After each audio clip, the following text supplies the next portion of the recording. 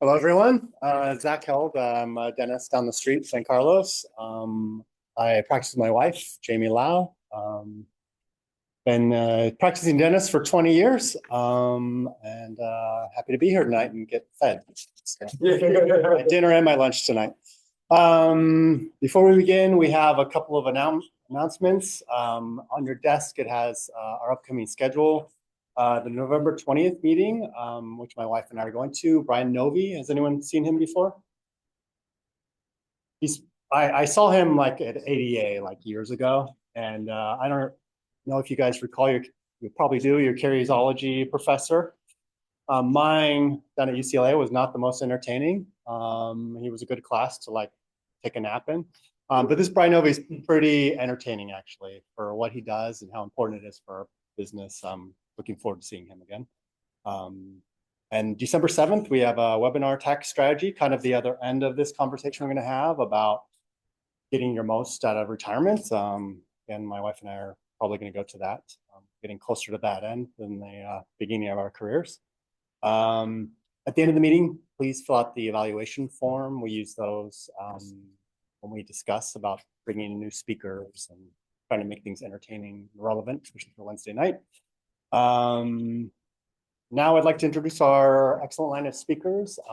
They help finance our dinners and support our local community. I've definitely been a big user of banks in my career. I think it says Wells Fargo on my back here. Ali Oromchian is one of the nation's leading legal authorities on topics relevant to dentists.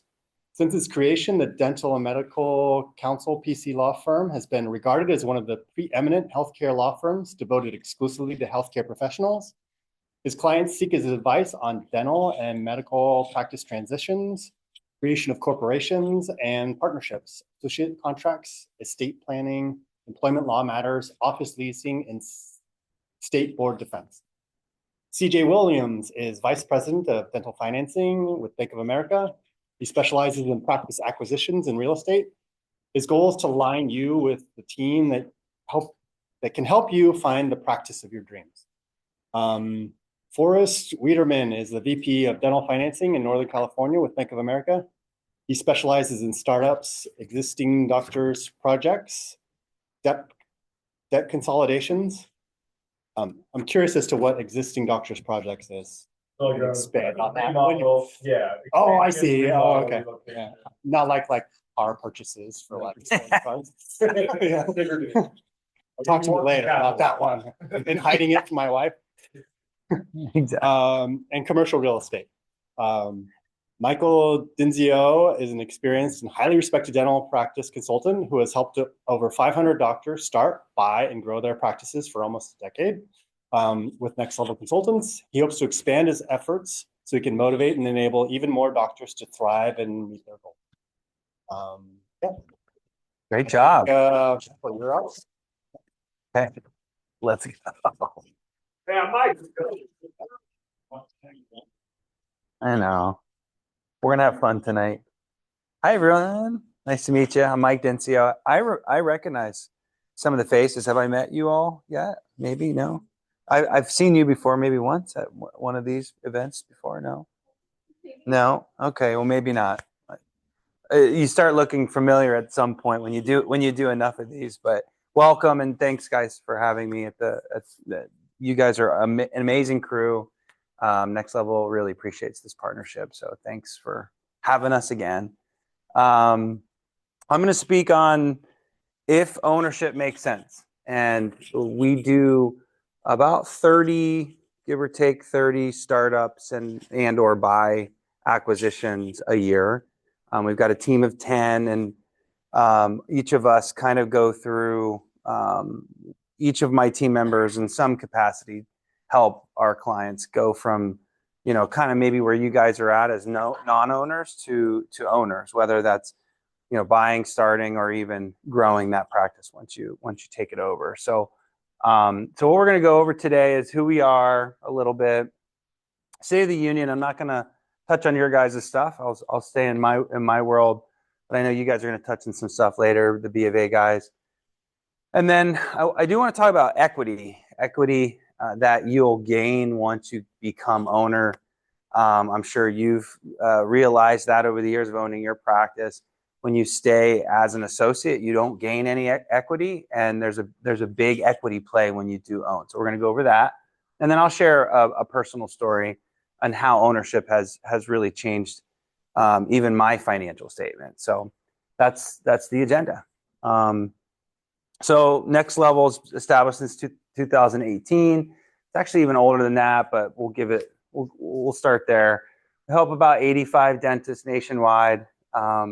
This is the team. We actually just had our retreat. There's a really cool thing where you can hold the photo and it cuts it out automatically. I just learned that like on the plane over. So don't judge me. I'm not that old, but so that was fun. But this is the crew. This was the funny shot, you know. But these are all the services that we do: startup consulting, buyer rep, practice management. We even have some really focused programs like a hygiene program, an ortho program, and a front office program. And then we just took over some, not just, I guess for the last 2 years, we're doing a remote billing company. We're going to talk a little bit about third-party services, which are on the rise. And then credentialing and fee negotiation is very important to you all, because if you buy a practice or start one, you're going to need to get credentialed, unless you're going to go right for the fee for service. And I don't suggest that. We can have some of those conversations tonight. So that's who we are. A little bit about me. I'm one of the co-founders. I've got a master's in business. I was formerly a marketing consultant / executive before my B of A career. So I actually used to work for Bank of America. That's how we have like all these inside stories and have fun when we see each other. But marketing executive, then lender, then turned consultant. So that's my background. I've actually brokered about 10 practices. That's not really what I do, but the reason I highlight that is just simply because I've been on the other side. I think that's really important for someone that's mainly on the buyer side, is understanding what it's like to be on the seller side and kind of the emotions that go into that. Ollie would have even more experience in that side. So if you guys do have questions about how sellers approach these deals and you know what's going through their head, that's really important as a buyer, because you guys are going through your stuff too, right? And the sellers have their challenges, and I just think it's really important to make a deal work. There has to be a win-win, and so that just highlighting that. And then we've got a pretty successful podcast down here. It's called Dental Acquisition Unscripted and Startup Unscripted. So if you're like thinking startup, this is the one you're going to want, or if you're thinking buy, this is the one. But soon we're mashing these two up and putting them all into the new brand called just simply Dental Unscripted. So I would love for you all to follow the program. We put out 3 episodes a month on startup, buy, or just practice management tips. So it's called Dental Unscripted. It's a good program. Okay, enough about us and me. I've done polling for a while. I've been doing this for a long time. And anytime I'm in front of like folks, by the way, who's an owner today other than Doc back there? Own? Anybody else? No? Associates? Okay. And then specialists? All GPs? Cool. A lot of my stats are GPs tonight. So yes. I was hoping you weren't going to curveball me with like a perio or oral surgeon. But before I do webinars, I ask these questions and then I kind of show the results, and it's pretty dialed in on. The majority of you were worried about, hey, what's this going to look like with my financial future, my wealth, my personal wealth journey. A lot of you are curious about valuations and what's that look like over the last 6 to 12 months, and so those seem to be the two hot topics. We're going to hit this one pretty hard today, but we can get into anything that you guys want. How interest rates affect the market. I'm going to leave that to these guys. The labor market's been a really interesting thing in the last, since COVID. And some folks are curious about how that's impacting getting into ownership. I know that if I was thinking about getting ownership, that would be one of my questions, but oddly enough, it was the one that was the least interesting. So we can cover some of those if you guys really want to too. So the State of the Union, just from a getting into ownership perspective, I mean, you hear it all the time. Dentistry as an industry, it's fantastic. Those guys will tell you the default rates are low. Of all of our clients, 85 of them, none of them are defaulting. They're doing well. Some are in some, bad shape, and some of them are in fantastic shape, and everything in between. But the ones that are in bad shape are just making the worst decisions, like some of the craziest stuff, right? And it's just getting them back to zero, and then they're thriving again. So I really feel like you have to make some really big and bad decisions. We were actually talking about that before you all showed up, that some folks just making some incredibly dumb decisions that's gotten them into that place. And I think that speaks to how good our industry is you don't have to be like this business tycoon and have an MBA and all the experience we have to own. You don't. You can be successful by being average in dental. And that's why I think it's an excellent industry. And I mean average as in business acumen. You guys don't get much training. Last time I spoke at a dental school, did you guys any business training by chance? No, I didn't think so. So they usually bring us in to buy you guys pizza, and then, that's your business training, which is great, but it's not real world stuff. So that's why I think it's a great industry still. Private practices, again, not failing. These guys can back it up. I always kind of look at the banks as if they're lending you money, then obviously they feel pretty good about it. And again, those guys will touch on how easy it is, quote unquote, to get money. And if banks are willing to give you money, then it must work out, right? I will note that DSOs are slowing down. In my opinion, Ali might have a different opinion about that. But over the last, call it decade, I mean, it's been like DSOs just crushing, like at a very, very fast pace. And I've seen that flatten in my experience. Ali, would you agree? Yeah. Facts, right? And I think it's a lot about the labor market that we were talking about just a second ago. But when you understand the business of dentistry and you got to pay all of you guys as associates, there's not that much money left at the end. And the DSOs just with labor rising, I think they're just slowing a bit. And I actually like that because I'm very pro private practice. So those are all highlights. I follow a particular CPA and on the national level. So some of these statistics or percentages that I'm going to share, it's on a national level. It might be less here locally, but collections overall, year over year for GPs is up 5%. So overall, flat in my opinion, but still up. And then profit up 2%, which again, flat.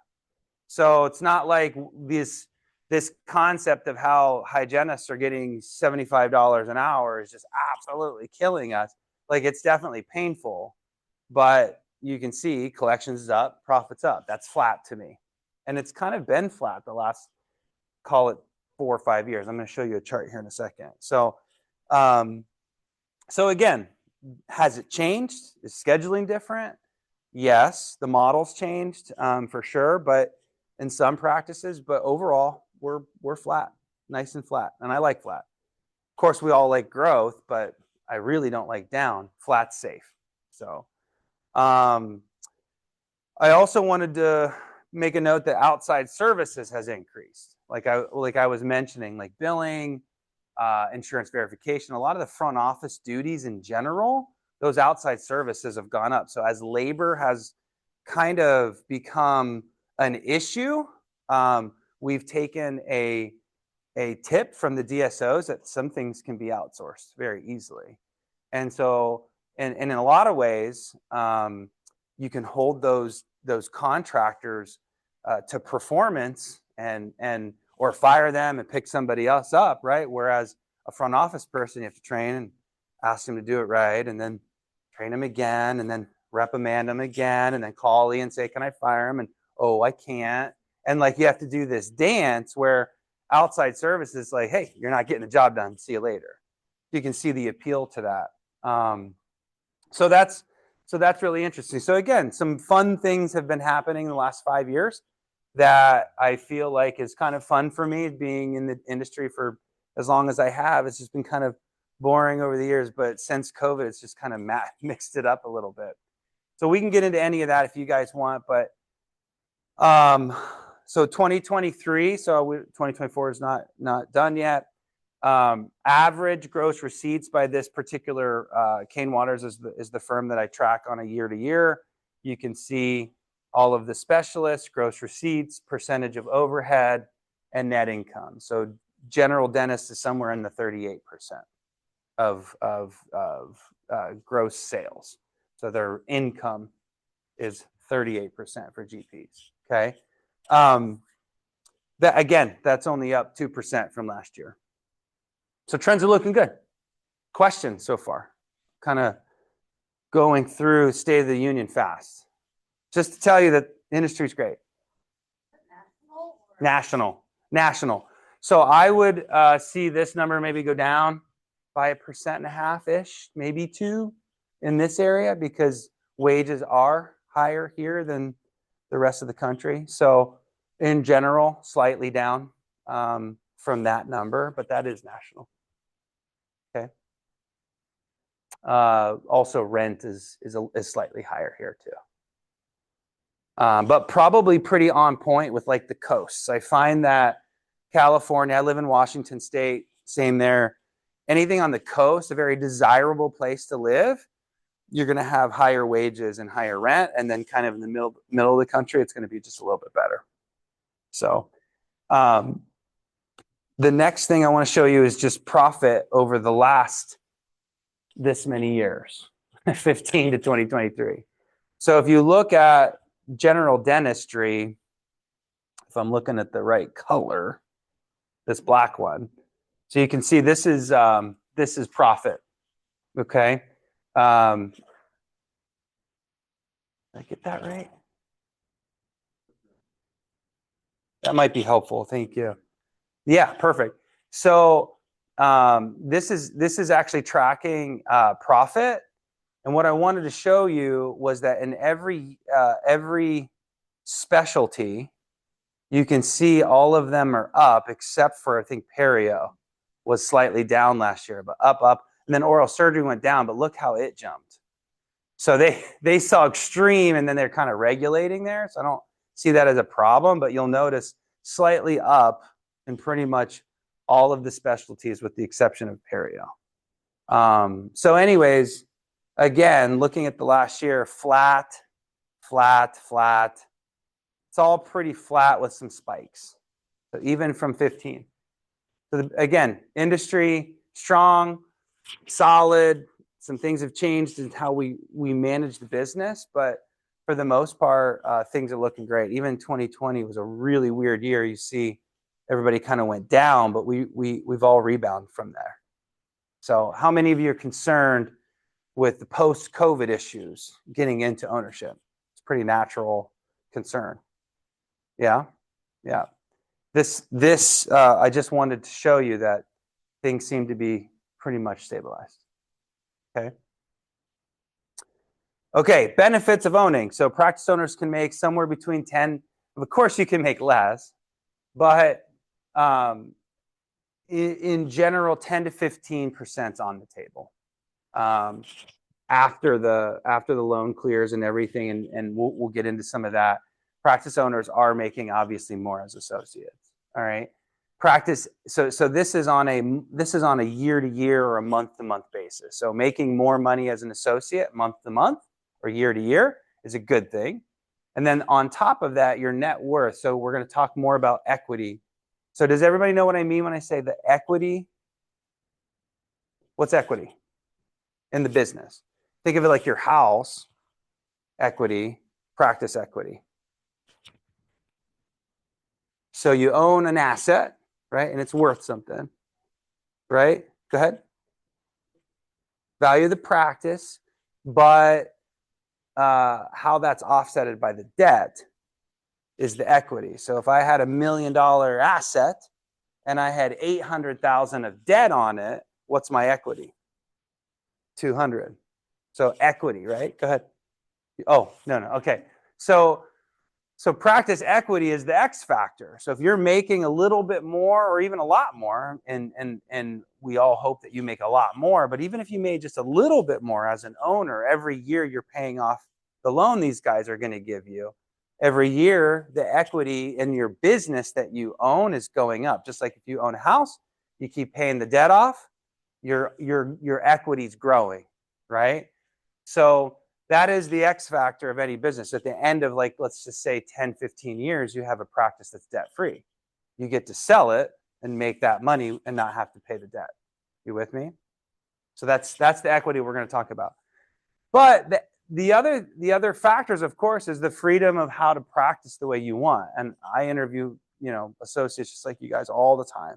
And this is probably the number one thing is autonomy. I get to practice the way I want to practice. Not all of you might have that issue, but that is a very, very common thing. It's like, I don't want to give the root canal up, or I want to do Invisalign, or whatever the situation is. Their employer doesn't want them to go down that road. And that's probably one of the number one reasons why folks want to get into ownership. But get to hire the team that you want, attract the patients you want, right? Create the work-life balance you want. And it is pure flexibility. So the thing about owning, I don't want to make it sound like it's the easiest thing to do in the world. It's one of the hardest things to do. When I had to start, and again, I'll share my story, it was one of the hardest things I've ever done, but the long-term play is so much better for me than it ever would have been. Sorry, guys, for working for someone else. And so that's what I want to really challenge you tonight is think about why aren't you thinking about it? And by the way, I tell lots of people on the podcast interviews of folks that might want to hire me to help them. Like, look, ownership isn't for everybody. But if you're thinking of ownership, we're going to go through a little example of what that could potentially be costing you, just kind of sitting dormant. And that's to me, that's the dangerous place, is sitting dormant, not knowing or not getting into the game versus being totally good with being out of the game. Again, family planning, there's a lot of reasons why you might not want to open, and that's totally good. You might not be a good leader. You might be just absolutely terrible with money, right?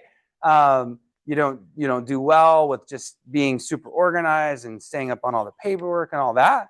It's fine. It's not for everybody. But I don't think you would all be here if you didn't think maybe, just maybe, ownership was a way to go. So equity.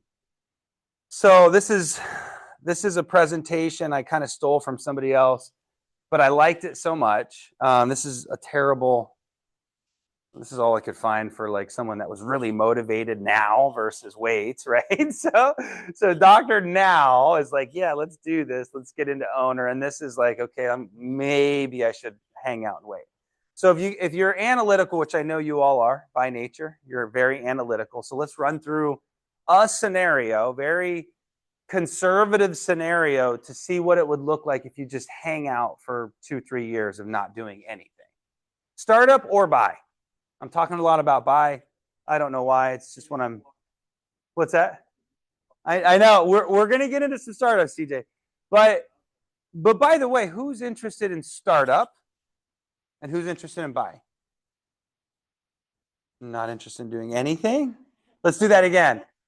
If you were to own, buy, okay, start. No, okay. All right, well, one of the slides is stay open-minded to a potential startup. We do just as many startups as we do acquisitions. It does fluctuate from year to year. I don't know why. It just does. But it seems like it goes in some cycles. And actually last year was like crazy startup time. And this year's been crazy acquisition. I don't know why. I don't know if Ali's seen that or not, but he does both as well. Have you seen an influx of acquisitions lately versus startups? Do you track that? This year. I do too.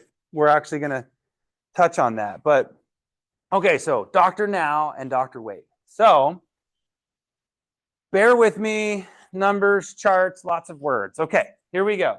So Dr. Now purchased a practice after exactly 2 years of working as an associate. And that typically is like the average that I see, 2 to 5 years. Guys hanging out, checking out things, working for some people, corporate, figure out how they're doing it, get your hand speed up, save some money. 2 to 5 years is kind of what I see on average. It's okay if you're way past that. And it's okay if you're a little less than that. It's no big deal, but that is the average. So Dr. Now purchases a practice after exactly 2 years. In the third year, right, which is the first year of Dr. Now's ownership year, right, Dr. Waite makes more money. So in this scenario, and I wanted to be super conservative about the kind of the projection. In this scenario, here's year one. Dr. Waite made 100, and Dr. Now did for the associate as well. And then second year, associate. So they made the same as an associate. Tracking? Okay. But here's the disruptor. Third year, Dr. Now buys a practice and makes less than Dr. Waite because maybe the practice had a little hiccup or whatever the scenario might be. I thought I would run just kind of like a conservative model. And this is after loans, by the way. So the difference is 16, and Dr. Waite is up on Dr. Now right now.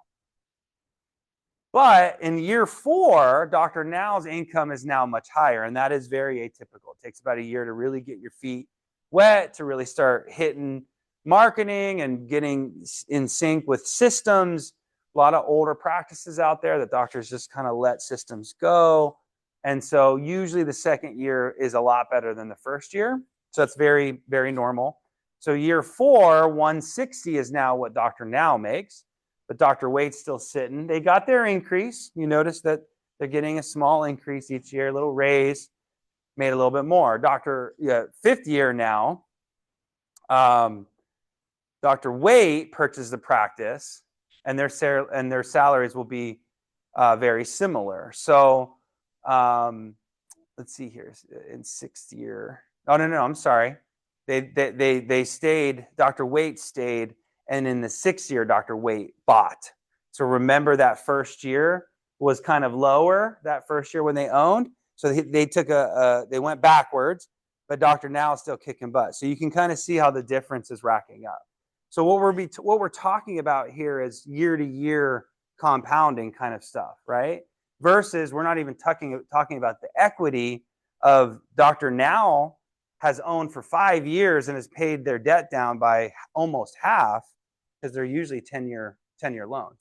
So it's not only just what you make, but it's also the equity that you're also getting. So essentially, I just projected just in a 6-year period, there's roughly $176,000. And again, I was super conservative of a gap, and that's just earnings, right? But the model ignored an increase of interest rates, potentially, inflation. It also ignored time value of money, because who's not going to invest some money into the market and put some retirement in place, right?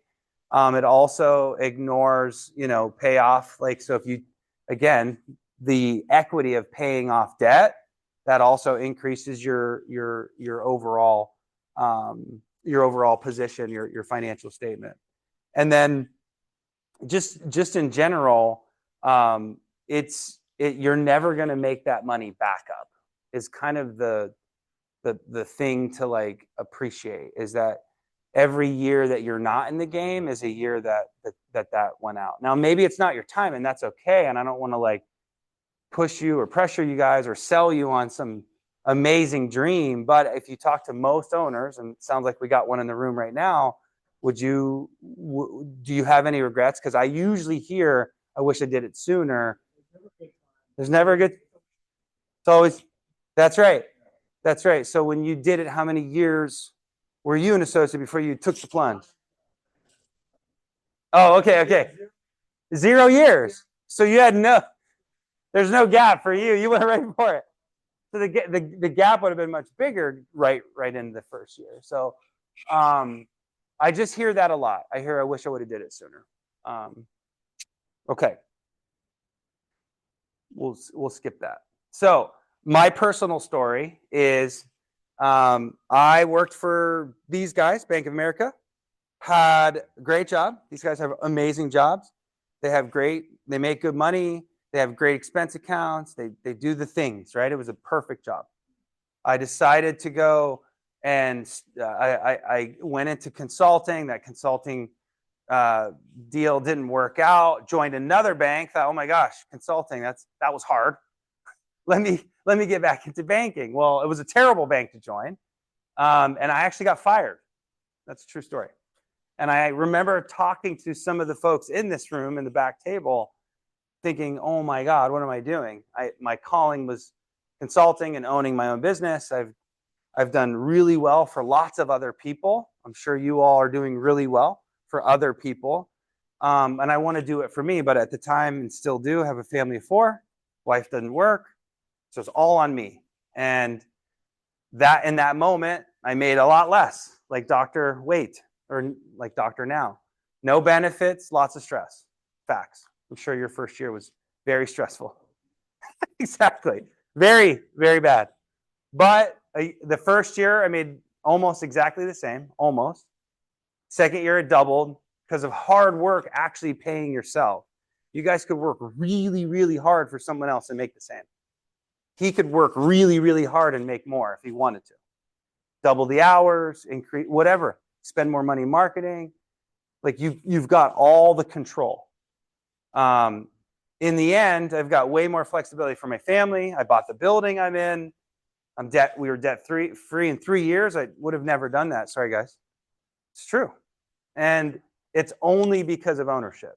And I know Ollie has a similar story from many years ago. We talk about it all the time.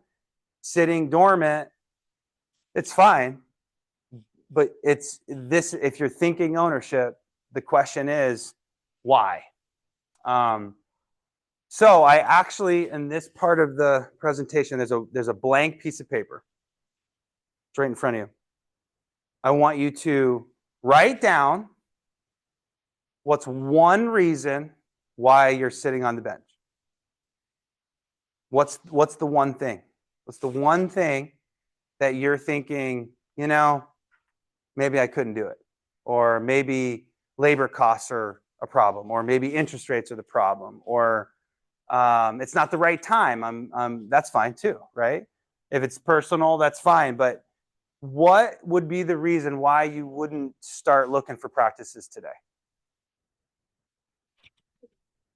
Huh? Well, why you're not in the game today? And if you are in the game, great. But what are some of the concerns of getting into ownership? What's your number one concern of getting into ownership if you are in the game? What's freaking you out about ownership? As soon as you're done, I'll give you your next bit of instruction.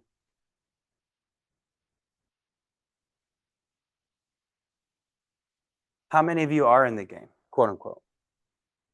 In the game, looking, thinking, looking at leases, talking to practice brokers. 1, okay.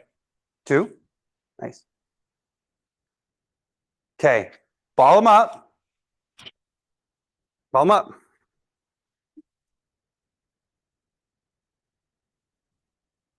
Okay, throw them at me. You knew that was going to happen. Let's see your arms.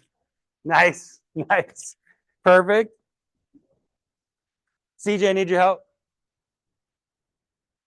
Oh, you're in the back. You're in the way back. You got it?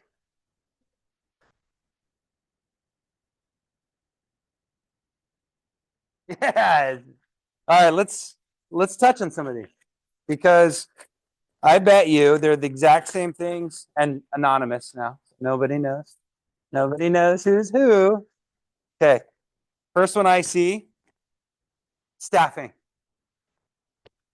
That's a very popular one. So high rent, staffing and high rent.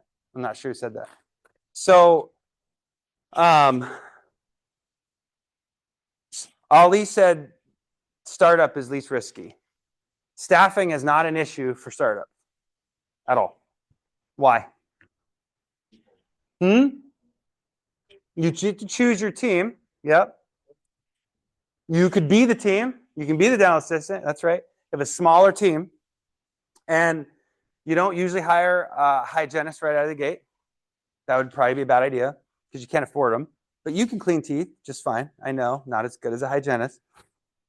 But usually you start with a front office person, and outside services are actually very affordable. So if you don't find the most qualified front office people, you can outsource some stuff. So that's easy. Dental assistants, you're not very busy. Average startup sees 2 to 3 patients a day the first 6 months. You don't need a big team. And most of those teammates will be part-time, 2 to 3 days. So staffing, a non-issue for startups. Rent is a little harder, but for a startup, here's your plugs. Here's your plugs for us. Startups, you usually get a good chunk of the first year at a very much smaller price. They kind of ramp you up. You can get some professionals that help you negotiate those leases so that you can ramp up with your business. Okay, so rent, again, not an issue for startup. For acquisitions, if you buy the right practice, the team's probably going to stick around unless you go in Mr. Grouchy Pants and like start yelling at everyone. All right, and there's definitely some stories out there where team members really just didn't jive with the new owner, but that's one of the really big benefits of buying a practice is you get a team that's ready to go and they still want to work and they love the patients. Hygienists can leave, but again, there's ways to compensate hygienists, even if it's a lot more than what they did, to do accelerated hygiene potentially. And honestly, like of the transitions that I've been a part of, again, 15 to 20, probably 20 a year, most of the team stays. So that's just, again, a benefit of buying. So rent. So when you buy a business, right, the rent's baked into the profit. So you know exactly what you're buying. You know exactly what you're buying from a profitability perspective. So the rent is part of what the seller's been paying anyway. The rent's not an issue for you because they've been doing it and you wouldn't buy the business if the rent was out of control anyways. Make sense? Okay. The amount of debt, not spending time with family. Good one. Good one. So the amount of debt is moot point. I always say if you buy a business worth $500,000, which is a very small loan, it's going to take you 10 years to pay it off. Ish. If you buy a business and it's $2 million of debt, how much time do you think it takes to pay it off? 10 years. Same thing. It's because the cash flow is so much bigger with the bigger practice, right? So if it's a big practice making a lot of money, you can pay off a bigger loan. So it's literally 10 years is the exact same answer. So I'd rather make a lot more money with a bigger loan than a very small loan and not make very much money at all. So we have to think with these guys' help, think about the conversation that you're having with yourself about personal debt versus business debt. You take out business debt to make money. You take out personal debt to buy a Gucci watch or something. That's dumb. This makes sense, right? I don't know. Gucci. I don't know why I said Gucci. I got an Apple Watch with one of these like cheap like metal. So I'm not one of those guys. Okay, so the amount of debt, moot point if you buy a practice is throwing off profit. Okay, and then not spending time with your family. I get that. I didn't really spend time with my family the first year, but now I'm spending a ton of time with them. Way more time than I did when I worked for these guys. Facts. So you got to think about that. You got to put in some work. It's not easy, but it's the truth. It's like investing in your future and your family.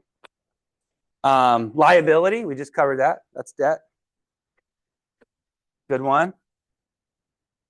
Finding patients. So this is the biggest issue with startups, finding patients. Acquisitions, again, you don't really have to grow the business dramatically if you buy the right practice. Practice sustains itself.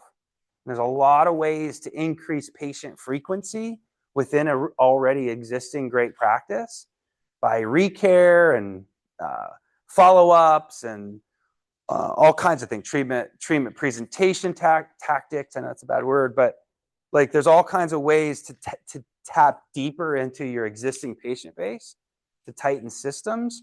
So the only reason why when you buy a practice, if you buy the right practice, to find a new patients is if you bought a small practice and you needed to grow it like a startup. I get that. And that's going to be a much longer conversation than what I have today. For a startup, we help doctors usually get about 500 new patients their first year. So 500 new patients is on average, and picking the right marketing companies and having the right strategies there is key. So don't make a mistake if you go down a startup path, investing too much into the dream of, just do your due diligence with marketing firms is, I guess, all I would say. Cash flow, that's the last one I'll touch on before I end it.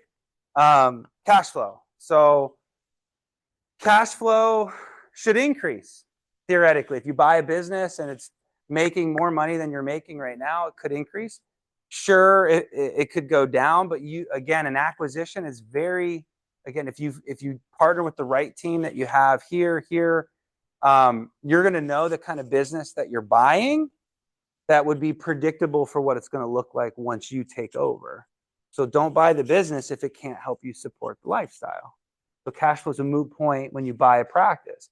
Startup, absolutely, cash flow could be an issue, but the trick with startups is continue to associate. Forrest might touch on a little bit of that, but no startup that I know just did a cold start, no associate position, part-time, and just worked on their business. That would be tough to do.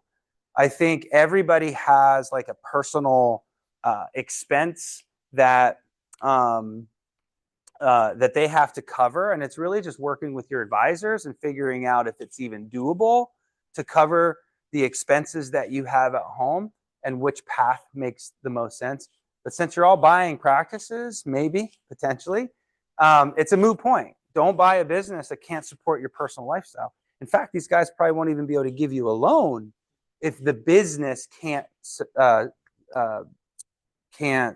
cover your personal expenses. That wouldn't even make sense, right? Like, oh, I need to make 200 just to break even, but hey, CJ, here's a business making 150. You think I should do it?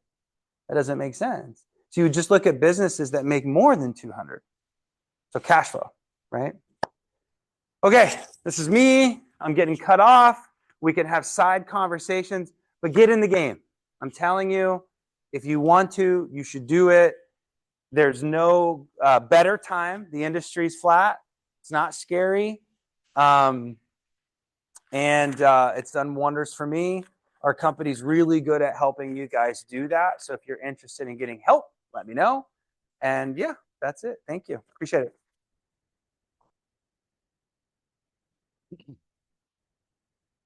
Thanks, Mike. I think you need to pass. Pass the mic. Yeah.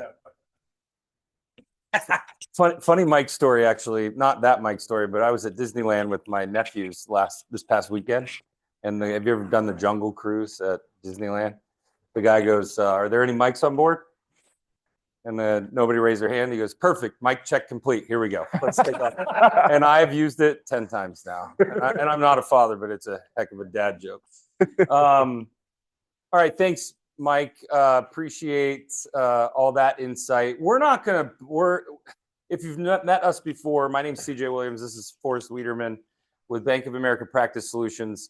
We're not, we like to think of ourselves as not boring, dry bankers who talk about money. I actually hate numbers, to be honest with you. But I love talking about them with you because I love showing you exactly what Mike was setting the tone for, of making sure that you step in and practice ownership when the time is right, when the opportunity is right. Not just because some guy stood up here for 35 minutes and told you it was a thing to do, right? So we're going to get in, we're going to cover a few different things. We have the group that's watching the recording, but we also have a little bit more intimate group here that we can have those conversations. So please stop, all three of us, like when we're ready, and we can talk, and then we'll be here afterwards as well. So we're going to talk a little bit. We're going to less talk about the landscape, but we'll talk about how to set yourself up for financing, what we're looking for, and then how to get yourself there, and then ultimately building the team around you that's going to help you do everything that you need to be successful. So I'll let Forrest kick us off with the Yes. So like CJ said, Bank of America Practice Solutions. So we're the boutique division within the bank that only does dental. So more specifically, like on the ground level, CJ specializes on the acquisitions. I specialize on startups and projects. So the benefit of that, and I think the importance of that, is because we do our own specific thing every single day, and we're in those transactions every day. We know how to work them, and we know how to get them done from start to finish. So I think that's a big benefit. And then, and as well, so our portfolio of about, what are we up to now? 8 billion, 9 billion now, in just our portfolio of dental, medical, and vet. As Mike said it earlier, default rate 0.33%, on about $9 billion. So the 3 Ds of default, can anyone guess what those are? 3 Ds of It's default. really dark. Yeah. It's, yes. It's, Yeah. yes. Nice. That's a good.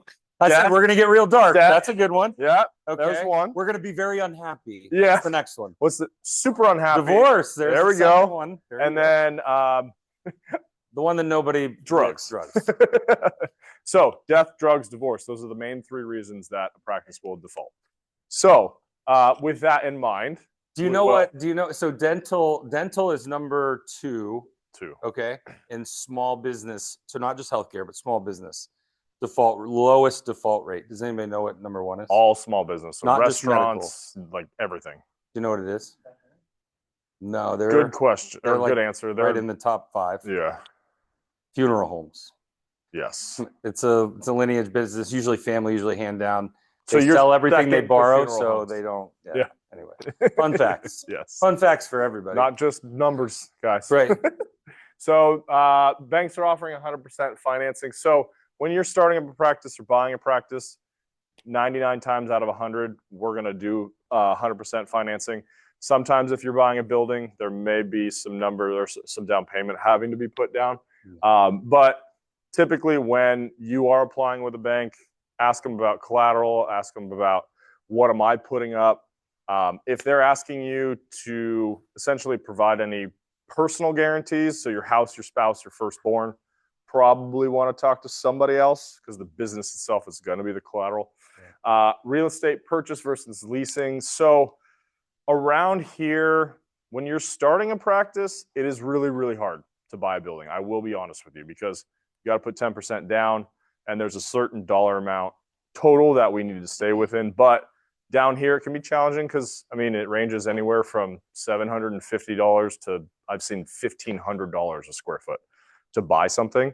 So a lot of the time, just because you can't buy to start doesn't mean that you won't end up owning your real estate down the road. So leasing to start is definitely normal. So don't feel like you have to. Who owns their home right now? Anybody? You guys all rent? You own your home? Okay, just because you own your home, and congrats at a young age and starting and getting into your dental career. Like, congrats on that. And it feels great to not have to pay rent to the man, right? It feels great. You own your own thing. You can make your own yard. You can do all the things. You don't have to get somebody's permission. Reality is sometimes that's not the fiscally responsible thing to do starting into practice ownership. Of course, at the end of the day, I want you to own your building. We're the only bank out there that asks for 5 years on a lease. Why do we only ask for 5 and everybody else asks for 10? It's because we fully expect you to be buying your building within 5 years. Because what we do these seminars very, very frequently where your roles will all be reversed and they're all people on the back half of their career looking to sell a practice, right? And the number one pitfall that they have is they're all using their practice sale as their retirement plan. And if you're using your practice sale as a retirement plan, already behind the 8 ball. Where you're going to make money is in real estate.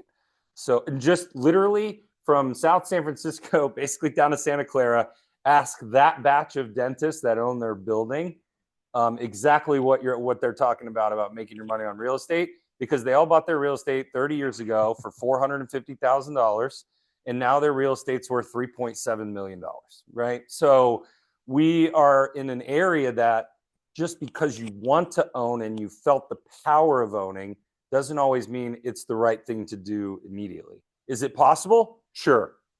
Is it more selective where you end up. Like, are you going to try to buy a building in Palo Alto? That's going to be really expensive.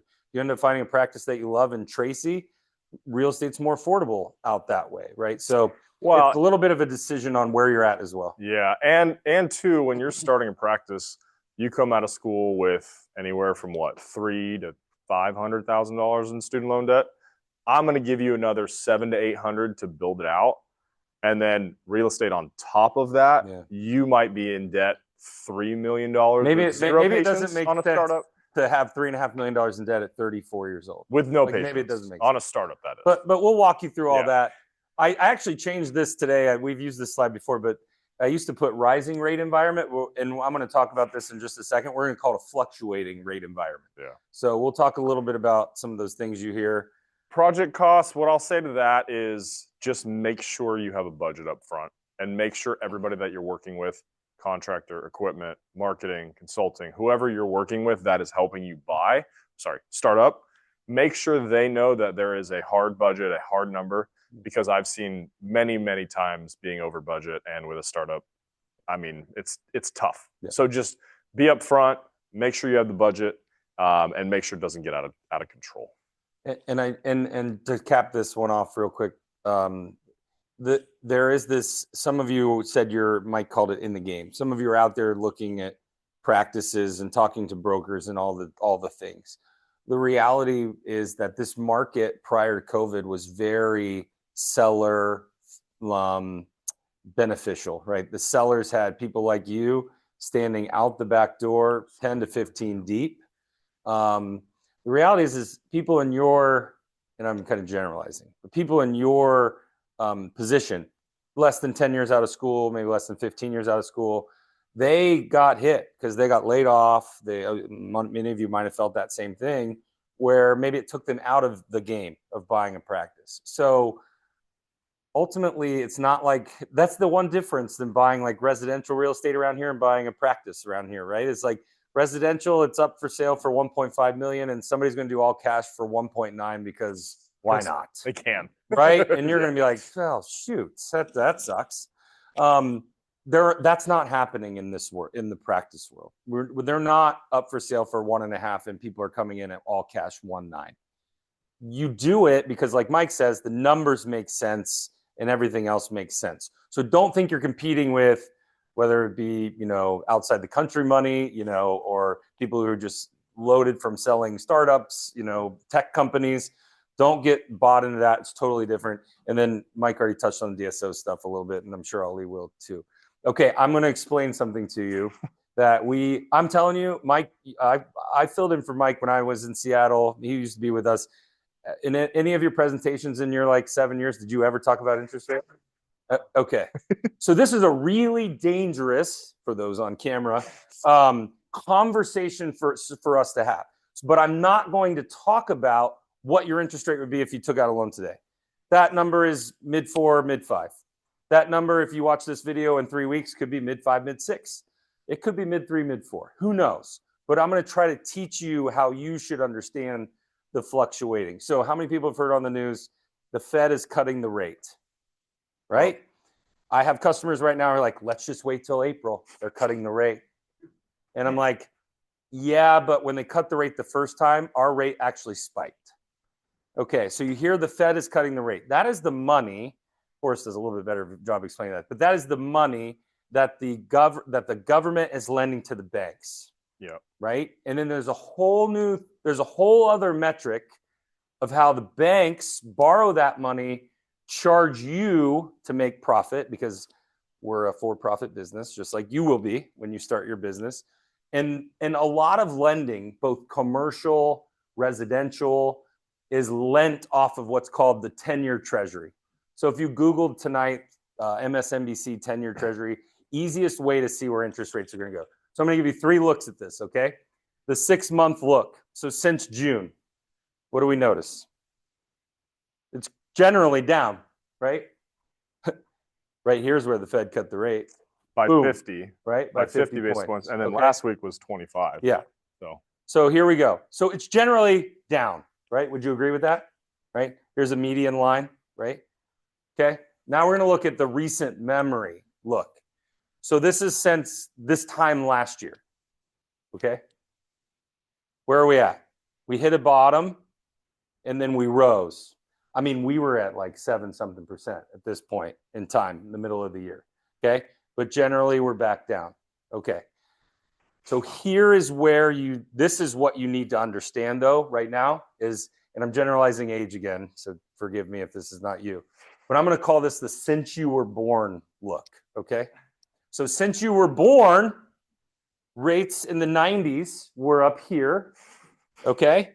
Look where they are today. They're way down here. I started this in 2012. We're pretty much the same as we were in 2012. I started doing practice lending in 2012. So what am I trying to prove with this slide right here? If you're waiting on rates to go down, you're missing the boat because rates are nowhere near where they could be. So what does this tell you? Economy's good. They're trying to flush money in the economy. Things are going well. Things are improving. Things are getting better.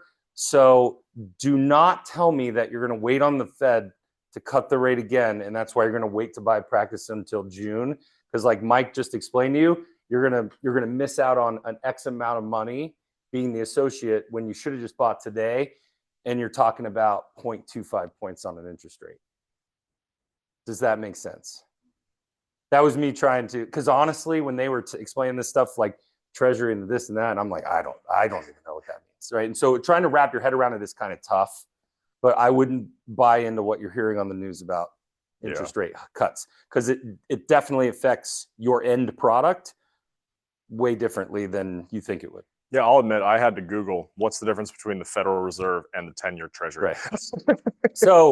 So that's interest rates in a nutshell, and that's not committing to any kind of interest rate. So I will likely keep my job, but it's just trying to understand, to help you understand what you're hearing in the news and what is actual reality. So some of the misconceptions, Mike already talked about the dental landscape of the DSO. The DSO is becoming a little bit more selective. They want certain types of practices. Some of your people that you may work for who own 10 to 12, 15 practices, they're slowly starting to realize that DSO doesn't want all 15. They're buying, like, they want to buy 7 or 8. They can't untangle them. They can't sell them. It's becoming a little tough. DSOs have shifted who they're approaching. And in this room right now, it's you. They're going everyone except for you. Yes, they're going after females. They're going into dental school. Females are graduating at a higher clip than they've ever done before out of dental school. And they're going into the dental school and telling you, you can be a mother too. Come work for us. We'll pay you. We'll give you the maternity leave. It'll all be happy. You'll make a lot of money, and you won't be an owner-operator with owner-operator responsibilities. The quick story, I met a gal in Minnesota. She called and she's like, hey, I've been relocated 5 times by a DSO. They've paid down my student loans $25,000 each time. But I'm in a contract for the next 11 years. So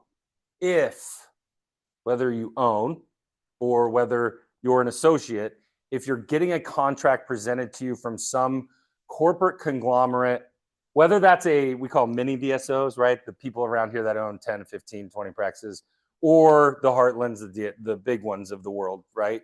Just make sure Ali in the back gets a chance to look at whatever is coming your way, whether that's an offer to buy your practice eventually, or whether that's an offer for you to become an associate. Because ultimately, there's a great quote by, I got to remember this guy's name because I say this every time, but there's a great quote by a former Department of Labor and Human Resources in California. And his quote was, if the dentists don't take control of their industry, the MBAs will do it for them. And so you're seeing that in the medical sector. So think about this. I always tell the story, like, I went to my primary care physician when I was growing up. His name was Doc Adams. Well, his dad owned the practice and his grandpa owned the practice before that, right? And we went there. My mom went there. My grandfather went there. Who owns that practice now? Ohio State, and where I'm from, John Muir, right? So your medical friends have lost it.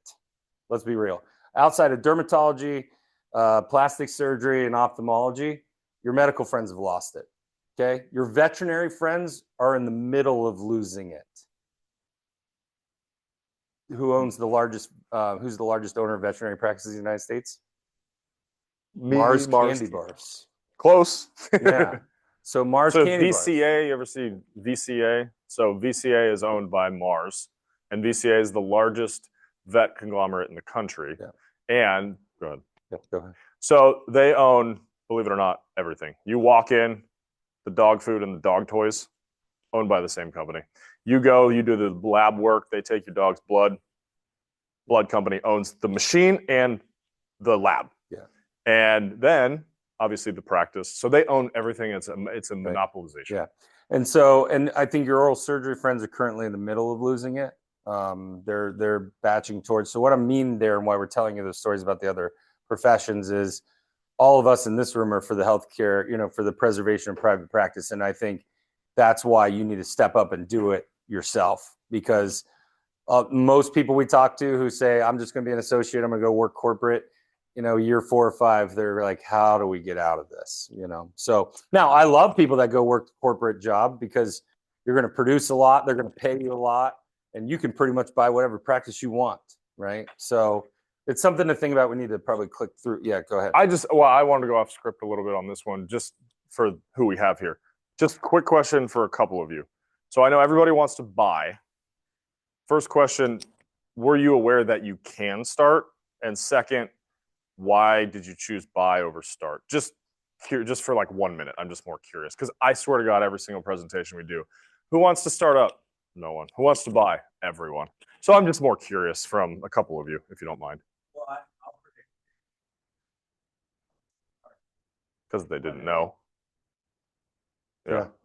How about you? Anybody? Pointing at you. Yeah.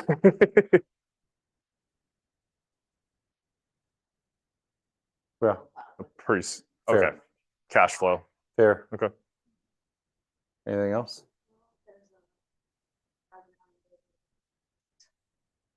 Right.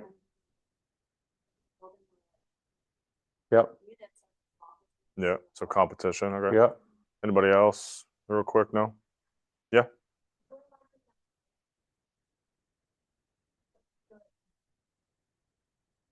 For sure. Yeah, you definitely some things have to take a back seat in your life, for sure. Right. Okay, cool. So what if I told you that in our $9 billion portfolio, our studies would show that neither one of the other is better than the other one? What if I told you that? Do you know why? Because oftentimes when you buy a practice, and I'm the practice acquisition guy, I should be convincing you to buy a practice. But I'm going to tell you right now, oftentimes when you buy a practice, you're inheriting somebody else's problems. And so that's why it's a little different. I always say, and Forrest can touch on this in a little bit, but because we've got about 10 more minutes left, but is this, in a startup scenario, you should be emotional. You know why? Because you got to come in there, you got to kick the dirt, you got to get it going, and you got to go. You better be emotional. In an acquisition, you have to remove emotion from it. Why? Just because it's the practice that's down the street from your house, that is why you're a dentist, because that's where you went as a kid and that's your mentor. But if his numbers are bad, why are you buying it, right? So in an acquisition, you have to pair yourself and your personal life with the practice that you're buying, and those numbers have to shake out. In a startup, if you've taken care of yourself personally and you find a good location, you will crush it. Now, do I think you should go in 450 Sutter and do a startup? Probably not. Right? But would you buy a practice in 450 Sutter? I'd consider it. Yeah. Because there's patient base, all those things that you guys mentioned, right? But it's not, listen, that startup, here's what you're going to find, and Mike and Ollie can attest to this. You're going to walk into the first practice that you go look at. Some of you have looked at some, but some of you haven't. And you're going to go like this. The first door you fling open, I guarantee there's going to be manila folders all over the back wall. Okay? And you're more than recently less than 5 or 10 years out of school. So you had all the cool toys. You were playing with all the digital everythings because, Patterson's and Shines and Adex and all these companies pour all this stuff into the dental school, right? And I promise you, the first practice you walk into, there is going to be no cone beam. Shoot, you might walk into a practice where they got a red room in the back. That's happening still. So I'm telling you that you're walking in there and you're telling me, first off, it's California, prices are high. Prices are high. They are. especially in this area where people want to be and people want to practice. You can get a good penny for a practice, but not all the time can I come in there and sink a $200,000 or $300,000 worth of technology, because that's the standard of care you're used to performing in your corporate who make money and they have those toys, or when you're in school, right? Oftentimes you gotta, right, Mike, you gotta get by without a cone beam for a year just to see what your patient base is reacting to you and the fluctuation. It doesn't always make sense to just dump a bunch of technology. Yeah, you could work deals with people that have a cone beam next door. Right. Pay them $100 a scan, be done with it. Right. Yeah. So whereas in a startup, which Forrest will touch on, is you get to create your own thing. It's not a 1980s design. It's new. It's Well, and what flashy. they don't tell you too is, like, when you're buying a practice, you step in the door day one with cash flow, right? We all understand that. That's what we're lending off of. But what they don't tell you is when you're starting a practice from scratch, I'm going to give you $100,000 of working capital for you to maintain the practice for the first 12 to 18 months. I'm going to give you a 15-year term where the first 3 years are tiered, where you're not paying the full payment until year 4, because we want to make sure that your overhead's low, cash flow's strong. And that's why we have those structured that way. And also, guess what?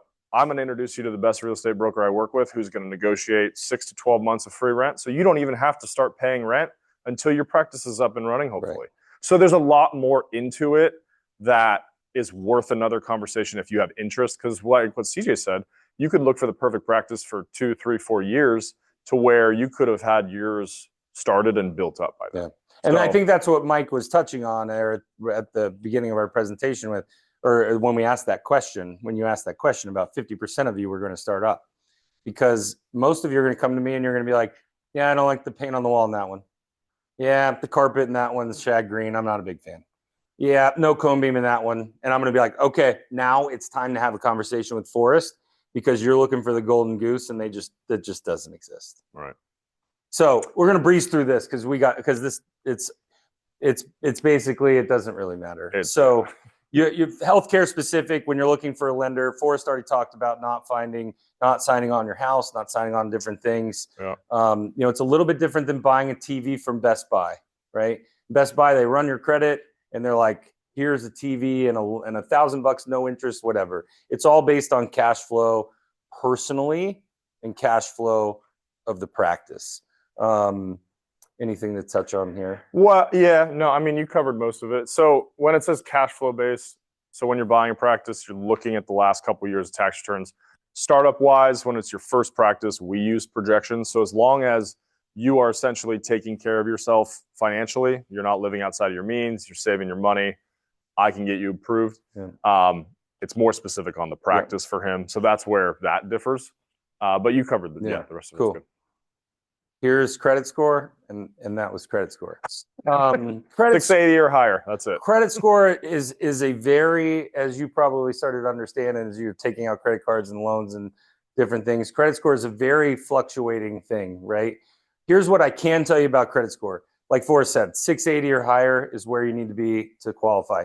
What I'm also going to tell you is that don't call me with the perfect practice opportunity and say, I'm going to put in an offer. Mike's doing my due diligence. I'll always write my contract, but we're not sure if it's really going to go through. About 99.9%. Just don't run my credit.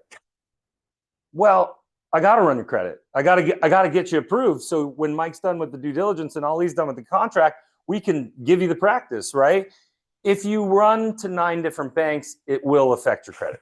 If you do 1 or 2, which you absolutely should, you should compare everything apples to apples. Probably 2, no more than 3. Let them do it. Let them do their job to get you approved. Because honestly, 1 pull of a credit from 2 different companies, all you got to do is go in and pay off your credit card, and your score will go down and it'll go right back up to where it was. So don't waste too much time trying to overthink what credit score means. Okay, pay your bills on time, at least the minimums. And make sure late pays is where everybody will really get caught. Don't go over 50% of your utilization on your credit card. So we talked about the credit score, but these are the 5 things that actually matter for you personally. Go ahead. Who are you as a person? Do you repay your debts? Yes, perfect. That's who we want. What is the assets that you're using to secure your financing? That goes back to not roping your house, not roping to some things on there, keeping it just the practice and you personally.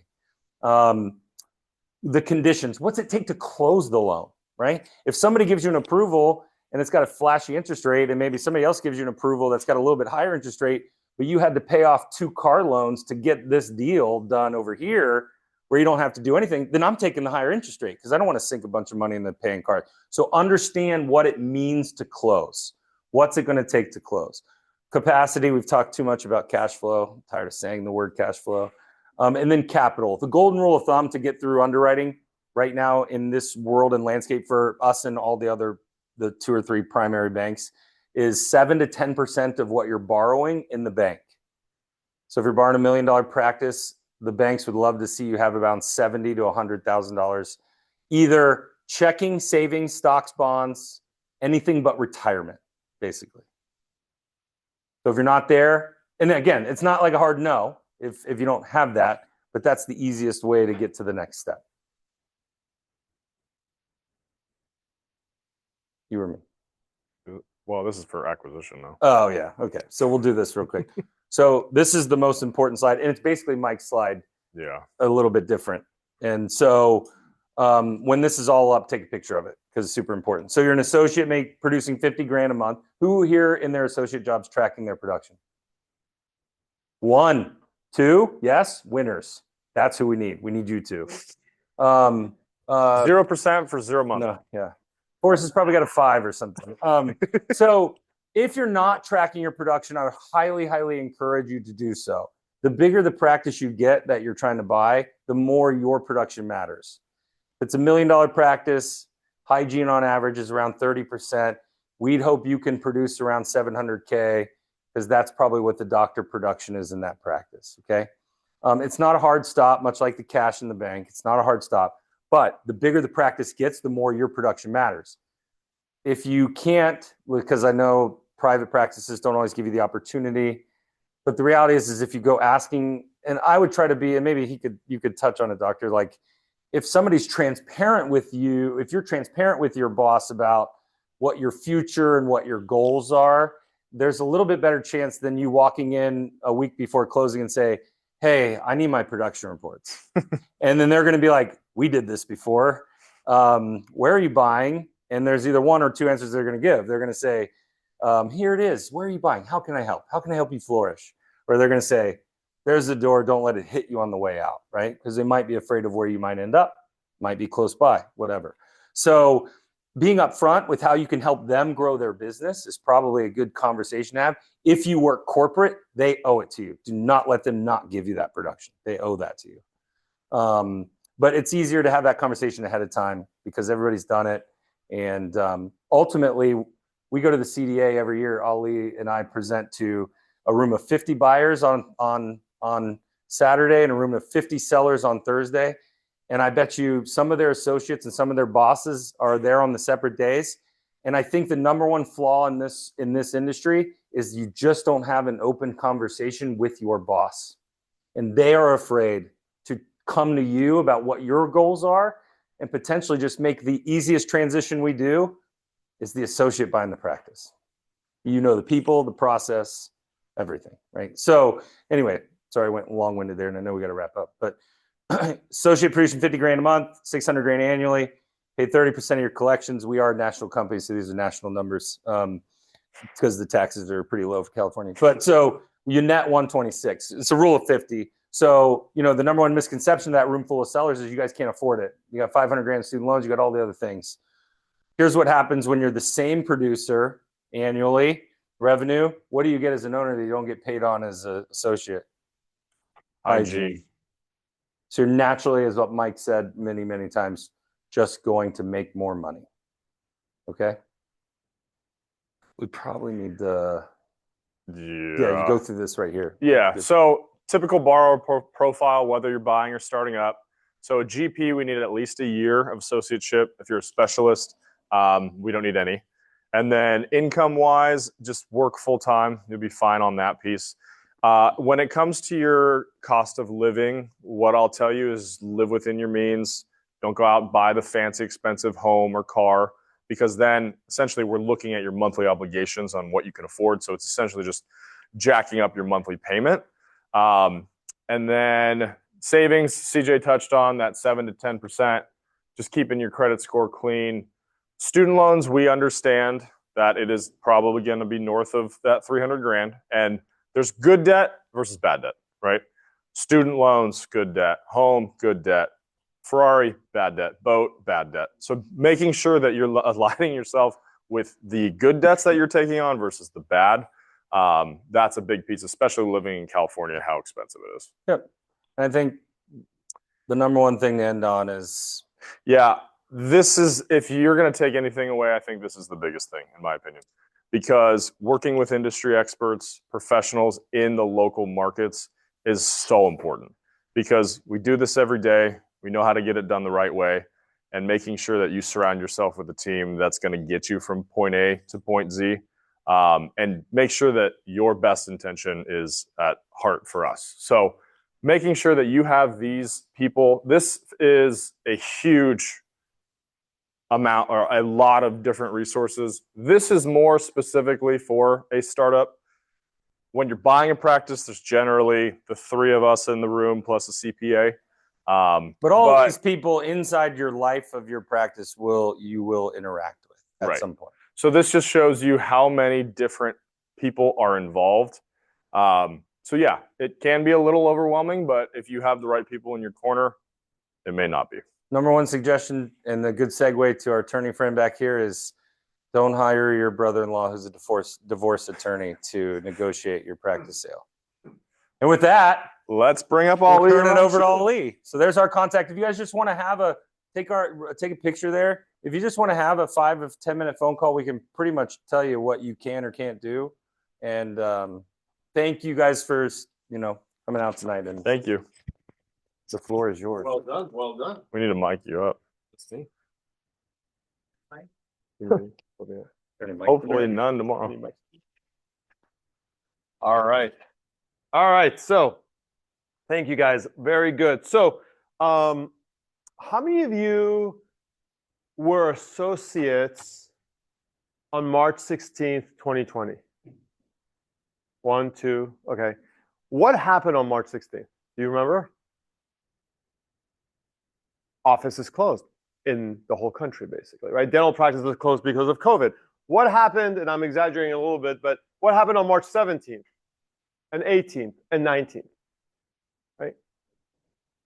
Yeah, you guys are hanging out with your family. Why? Because most dental associates in the country got fired. Or furlough, which is another fancy word for being fired, right? So that's exactly right. All associates pretty much got fired. Now, what happened over the next couple of months after that? Well, the federal government came and said, hey, business owners, you are the backbone of this country. Not Walmart, but small business owners are the backbone of this country. And so we're going to give you money, right? So what did they do? They gave billions of dollars to associates or practice owners? Practice owners, right? Billions and billions of dollars to practice owners. Associates got nothing, right? They got nothing. What you got was you could file for unemployment, right? And then that was a really good process, right? I was very fast. No, of course not, right? That was very slow. It was really terrible. So why is this important? Why am I bringing this up? I'm bringing this up because what we have seen is a shift in the mentality of associates where they're now saying, you know what? I want to control my life. I don't want to be under somebody else's power that they can just fire me when something goes wrong. I want to own my own practice. And so this is why we are seeing more practices being sold and bought, more startups happening than ever before, because there's an entire movement of associates who realize they don't control their life. And what I would tell you is that, we have done the calculations. We have, 7,000 plus clients over the last 20 years. There is no way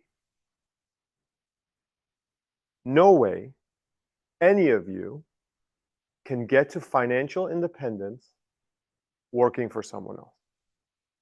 There's no way. Zero.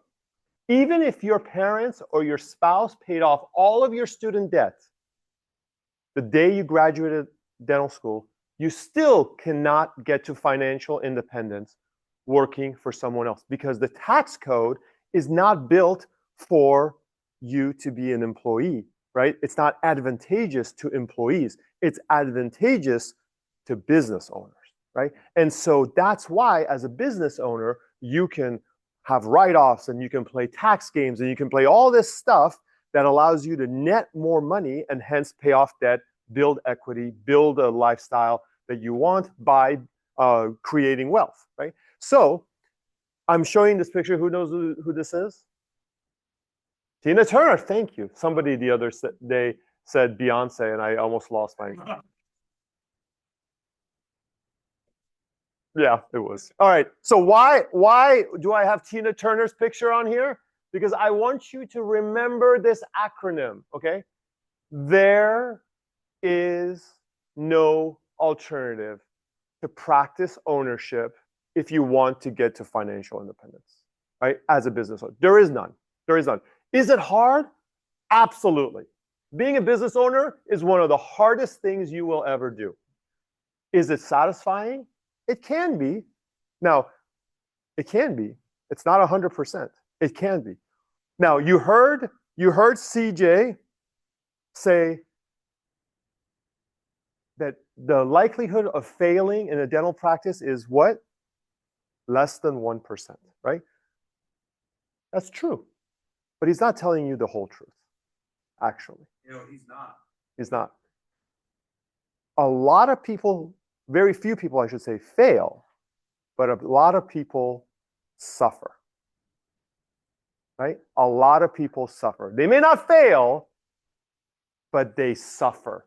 And you know what? I don't want you to suffer because I was on the receiving side of hundreds and hundreds and hundreds of calls during the 3 months after COVID, where I had doctor after doctor after doctor call me and sadly tell me they were not in a financial position to withstand a month without their practice revenue because they were living paycheck to paycheck. Do you think of yourself as a doctor who lives paycheck to paycheck? Right? Most of you probably not, right? Because you think paycheck to paycheck means somebody who works for you who maybe makes a lot less money. But the reality is that if you're not doing all the right things correct from day one when you're a practice owner, you're going to suffer, right? You're going to suffer. You're not going to fail, less than 1%, but you're going to suffer. So that's why we do these. That's why I give so many of these seminars with CJ and Forrest at CDA. If you guys go to Presents, you'll see us all over the place. We do webinars because we're trying to teach, right? We're trying to teach this material, right? Because we want you to not suffer. Believe you me, we all, right? We all could be doing other things tonight, but we want to teach this because we want you to not suffer. And that's why this stuff is so important, right? It's all about these little things. So let's get into it. My wife, this is my family. My wife is a pediatric dentist in the East Bay. So I live your life, right? So there's nothing I'm going to talk about that we don't do, right? Step by step, brick by brick. We build all this because we're doing these same strategies and we've done it. This is all I do. I help dentists with lease negotiations on partnerships, buying offices, selling offices, leases, everything in between. The only thing we don't do is malpractice because I promised my wife I would never do malpractice defense, but we do everything else, right? And so feel free to ask questions tonight. You guys are a very talkative crowd, I can see. So let's jump into this and get into it. So the decision, what's the best decision? Well, there's no wrong decision except if you don't make a decision. And we've been down this path already. You've heard, we didn't talk about this before we did it. So all of our presentations have kind of said the same thing. If you don't make a decision and you sit on the sidelines, you are giving up years and years of wealth building capability. And I'm not talking about like Susan Orman garbage, put money in when you're 1 year old and it'll grow to be 100,000 after 20 years. That's not what I'm talking about. I'm talking about just building wealth, right? Like just building wealth. So indecision is your enemy, right? Indecision is your enemy. So let's get into some of the things we're going to talk about. And this is really nitty gritty stuff. So if you don't want to take notes, don't worry. At the end, I have a QR code that will be not the slide notes, because that's not worth anything, because you'll see a lot of pictures in my slides. It's the actual notes. So it's as if I'm talking and you're taking notes on paper. So you don't have to take any notes. You can just download it later and you'll have every note you want. So when you get your lease, if you do a startup, which I highly, highly, highly, highly recommend, do not be scared of a startup, you guys, right? I know it sounds sexy to buy a practice and all that kind of nonsense, but trust me, there's so much, there's some few good practices out there for sale, but a lot of practices are super risky to buy. Super risky to buy. And so it doesn't mean you can't, but they're really risky. So if you don't find the practice you want in the location you want, don't waste a year, 2 years looking for it. It may never come. Do a startup. The bank will require you to have another job anyways while you're building your practice. So it's not like you can't pay the debt, right? It's not like opening up a dry cleaners or like a yogurt shack where you have to work there every day, and if you don't make your rent, you're screwed. It's not how it works, right? You open up a couple days, you have to work another job, which you all will do anyways. You'll pay your bills, and usually our clients, at least within 7 months are breaking even, right? 4 to 5. Oh, show off. So imagine that, right? And then you go from there, right? You go from there.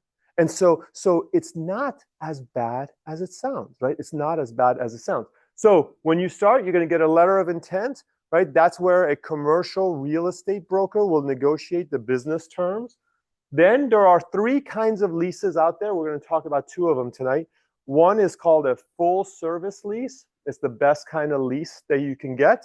It means you pay your rent and you pay for nothing else, right? So it's just as easy as that. It's a really good lease, but it's really hard to find. You usually will find those only in like office buildings that have lawyers and CPAs and stuff, okay? The next kind of lease is called a triple net lease. A triple net lease goes by the moniker NNN. So you might see on a poster board somewhere when you're driving by, it might say $2 a square foot, NNN. Those 3 N's means triple net. And that is the worst kind of lease you can get, but it's the most common. It's the most common. So you can't get away from it, because when landlords go to landlord school, they're told, triple net, take advantage of doctors, triple net, okay?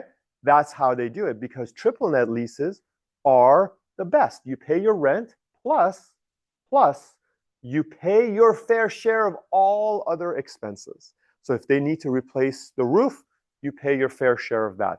The lights, the carpet, the hallways, the parking lot, you pay your fair share of everything. You find these in shopping centers, condos like the one we're in today, right? Like in buildings like this. In medical, dental buildings, you will find those, right? So you'll find them in a lot of places. They're the most common type of lease out there. Tenant improvements and free rent. If you're negotiating a lease, you'll get some tenant improvement dollars because it's super expensive to build an office. So the landlord will contribute some money, and then you'll get some free rent for, while you're in construction.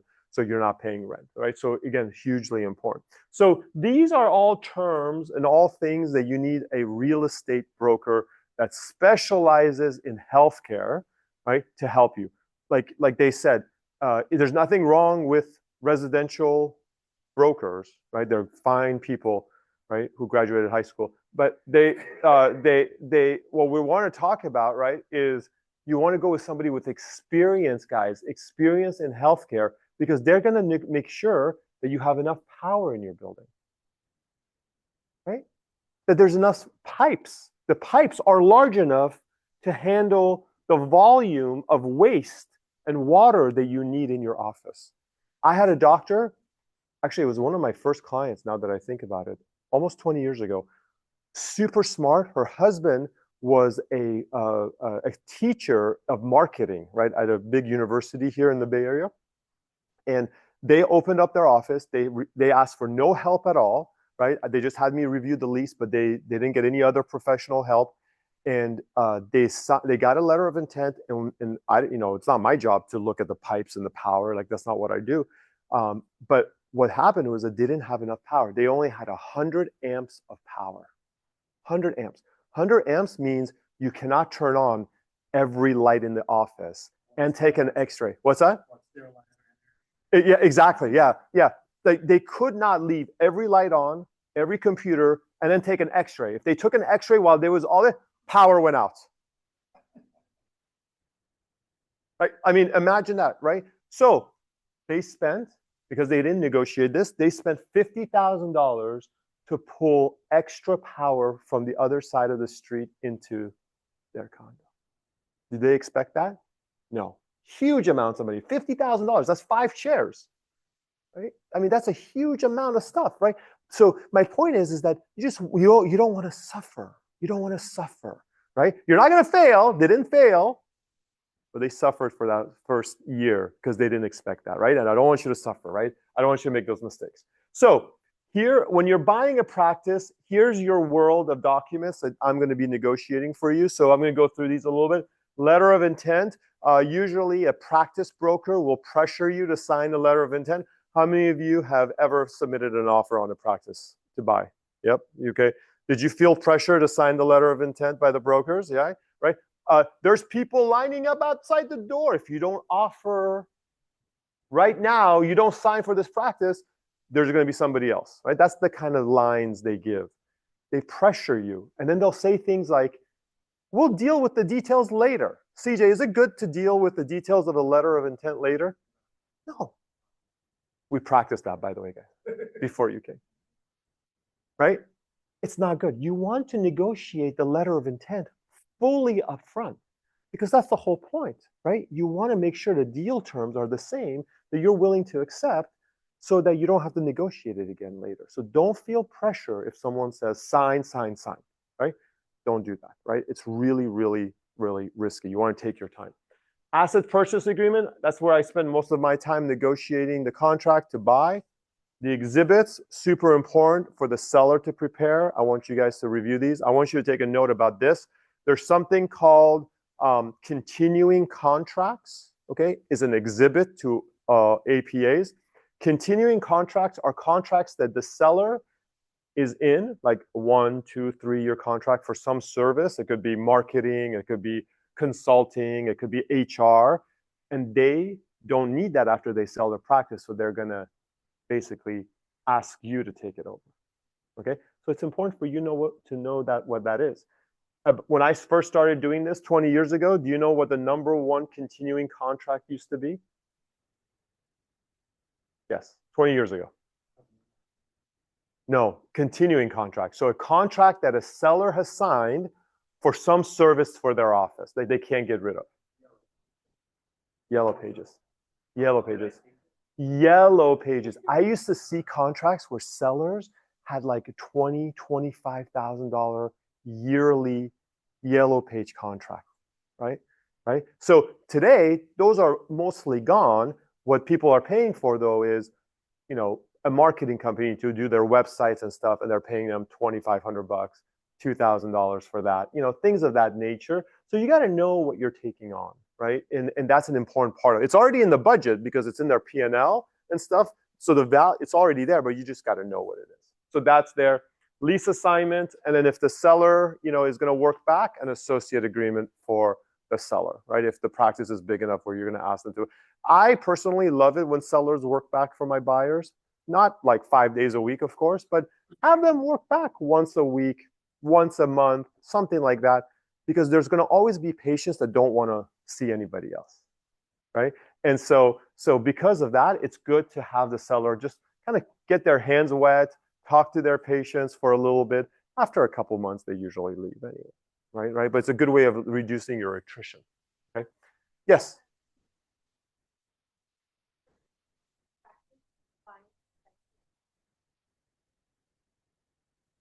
Yes. I usually do that, and the reason is a pragmatic one. The way real estate brokers get paid is when they bring a tenant to a landlord. If you're buying a practice, you as the buyer are buying the seller's practice. The landlord already has a lease, so they're not willing to pay the brokers usually. So you don't get a lot of attention from the brokers. So usually we negotiate that. There's a couple of good brokers here in the Bay Area that will do this, but again, they don't necessarily spend a lot of time. So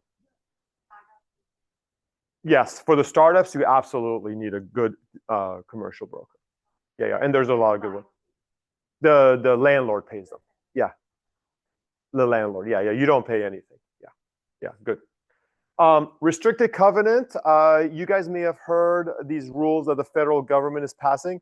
Those don't apply to California, by the way. Okay, we are the United States of California, and so for us, we do what we want here. And so those rules that you hear on the federal government, that doesn't apply to us. We already have the strictest rules when it comes to restricted covenants. They're actually modeling the federal rules after our rules. So they're copying us. But here's what you do need to know. The restricted covenant that you've heard that is illegal in California only is illegal in employer-employee situations, right? So if you work for me, I can't say, don't go work for, CJ, right? Can't do that. It's totally illegal. It's been compared to slavery, all that. It has. But this restricted covenant is very legal. You as the buyer can restrict the seller from competing against you after you buy their practice. That makes sense, right? You wouldn't want to buy a practice from me and then me go, well, I'm just going to open up 2 blocks down the road, right? I'm going to take all those patients. So there you do. Now, the minimum is 10 miles. Like if you're in downtown San Francisco, by the way, never buy a practice in downtown San Francisco. It's still dead. I have doctors that are still down 60%, from COVID. I mean, it's just the city's dead. Just don't go there. But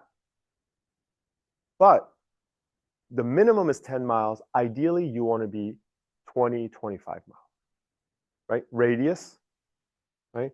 Sometimes, they'll do 15 if it's like a really dense area. Like if you find a practice in Palo Alto, no one's driving 15 miles, right? Like that's pretty okay. But if you're in San Jose and you're looking for a practice, 15 miles is just East San Jose. Like you need a bigger radius because people will drive, right? And so just kind of think about that. You can do it for 5 years, which is typical. So 15 to 25 miles for 5 years, seller cannot compete against you. Okay. If a seller pushes hard and says, 15 miles? Are you kidding me? Only 10 miles.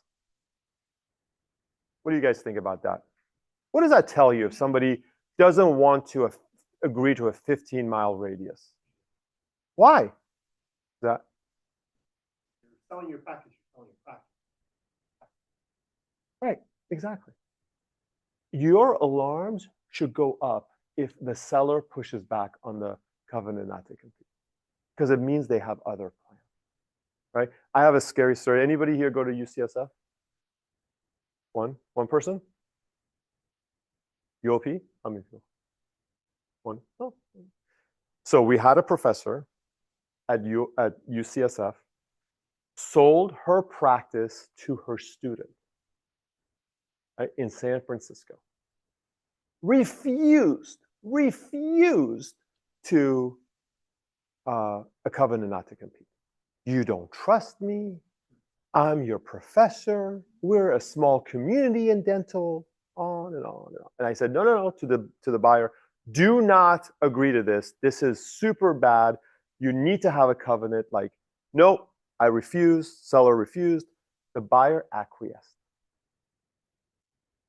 2 months after he bought the practice, she opened up a block and a half, 2 blocks down. She was in the middle of construction while they were doing the negotiations. Can you believe that? Right? And did he have money to sue her? No. Could he have sued her? Absolutely. That's That is the epitome of fraud, right? Did he fail? No. Did he suffer? Yes, for years. For years. Bought a practice, most patients left. 2 blocks down the street, right? Guys, you're not going to fail, but you may suffer. Don't suffer, right? Rely on us to help you make sure you don't suffer, right? So that's why these things are so important, right? These things, these restricted covenants. Allocation of the purchase price. I'm not going to go through the tax implications because it's really mostly for sellers. Buyers, you have almost no tax problem regardless of what the seller wants to do here, okay? So you get all the same benefits almost no matter what happens with the allocation. There's only one tip I want to tell you that I want you to write down is this. The allocation is the IRS basically says that you have to take the purchase price and you have to divide it between 2 classes of assets. One is tangible assets, things you can put your hands on, and one is intangible assets, things you can't put your hands on, like goodwill, okay, and the covenant not to compete. So the IRS says, okay, take this $1 million sale price and divide it for us into these 2 categories, okay? What I want you guys to just know that the average is 80-20. 80% of the purchase price is typically on intangible, right? Things that you can't put your hands on, goodwill. 20% is on tangible. 80-20, okay? Just remember that. It can be a little bit more aggressive. Never let it go more than 90-10, okay? That's what I want you to remember. 90-10. 90% intangible, 10% tangible. Do not ever, under any circumstances, allow that ratio to go more aggressive than 90-10 because the IRS is likely to audit you guys, okay? One of you, either the buyer or the seller, and then the other one gets pulled in, okay? So 90-10 is the extent, but the average is about 80-20, okay? Just kind of keep that in mind. Okay, accounts receivables, typically you either buy the accounts receivables at a discount or you collect accounts receivables for the seller and they pay you 5% to collect their accounts receivable for 6 months or so. Mike likes his clients who are buyers to buy the accounts receivable, okay? We're sort of indifferent to that. I think it's a little bit risky for somebody to buy an accounts receivable, but it doesn't have to be. You know what I mean? It doesn't have to be. So in some situations, buying accounts receivables is easy. It's good. It gives you cash flow. But sometimes it's not. Okay. So kind of keep that in mind. But you have these 2 options. Personally, I don't think you should buy it, but that's okay. All right. HR. Your biggest risk is HR, right? It's not malpractice. It's not failure, as we learned, right? It's HR. So that means getting sued by people who work for you, right? And that is very common. It's probably the #1 lawsuit right now against dentists nationwide. And so you just got to do things right. And it's super easy to do things right if you do it from day one, right? If you do it from day one. So you've got to have about 12 to 20 documents for every employee. If you don't, after they leave your office, they can sue you for 3 to 4 years after they leave. Okay, so huge amount of time that they can still come after you. And the average settlement is 1 to 2 times their annual salary. So if they're making $25 an hour, which is about $50,000 a year, the average settlement for that one employee would be between 50 to 100. Pretty crazy, right? Pretty crazy. So just do things right. We recommend you use HR for Health, which is a sister company of ours. They're endorsed by CDA and a bunch of other states. And just use them from day one, and then you have no problems. And they're very inexpensive. You can do payroll and all that kind of stuff too. But if you do that, you're going to be okay because it's going to be on auto drive. Okay, but don't let this be a point of suffrage because it is a huge cost to you, like a huge cost, especially early in your career. Here are some of the required forms. There's, as I said, plenty more. There's the I-9, which is the immigration document that just got changed last year. Sexual harassment information sheet. We kind of have forgotten about the Me Too movement. You guys remember the Me Too movement, right? Like nobody really talks about it anymore because COVID took over. But there's still a lot of sexual harassment. I mean, earlier tonight, before you guys arrived, I was being sexually harassed by these guys. And so it was kind of like a crazy situation. But sexual harassment, not a joke in dental, happens all the time. That's why a lot of hygienists are marrying their doctors, you know? And so here we go, right? You got to give this to your employees. You got to give this to your employees. Every single one, they have to sign this, right? They have to sign it. Now, you might think it's employer-employee sexual harassment. Who else could sexually harass your employees? Patients. Who else? Vendors. Forrest is the #1 guy. Sometimes being recorded.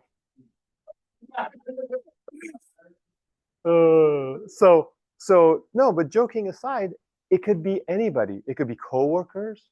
It could be employee. It could be vendors. It could be other patients. I mean, it could happen by so many different people. It's no longer just, oh, this is the doctor and this is the employee. There's so much, so you got to protect yourself. So this document is a really important one, right? A really important one. Employment manual, you got to get one, and HR for Health will give you a free one every year that's updated. So again, really easy stuff, but important stuff that you need, just basic compliance. Okay, now let's jump into doing your homework, due diligence, okay? This is how you absolutely reduce your potential suffrage that we've been talking about. And this is where a lot of mistakes can happen. So there are 3 kinds of due diligences, 3 kinds on every deal that we highly recommend you do, okay? The first is financial due diligence, okay?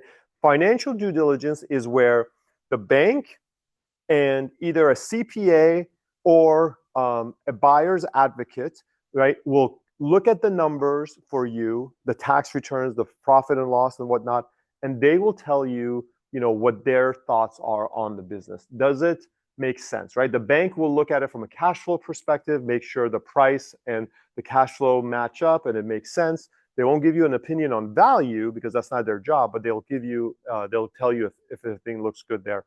A buyer's advocate or some of these financial folks, CPAs, will look at it and make sure that things look good and things make sense, right? If they're showing, let's say, $300,000 of hygiene revenue, does that match up with the cost of hygiene of a hygienist, right? We had a case recently, well, it's almost like a year ago now, but we had a case where the doctor that was buying the practice realized, you know, through due diligence that there was 0 cost associated with a hygienist, even though there was significant revenue for hygiene. How do you think that's possible? How could there be hygiene revenue, but no hygienist? Is that possible? Well, it's possible. The dentist did all the hygiene. But would you expect clinical revenue to be down then? Right? Yeah, right? Like normal operatory, yeah. No, that wasn't the case. Right? It was like an $800,000, $900,000 almost practice. What happened was is that the doctor's spouse was the hygienist, but she didn't get paid. So what did that do to the profit? Increased it, right?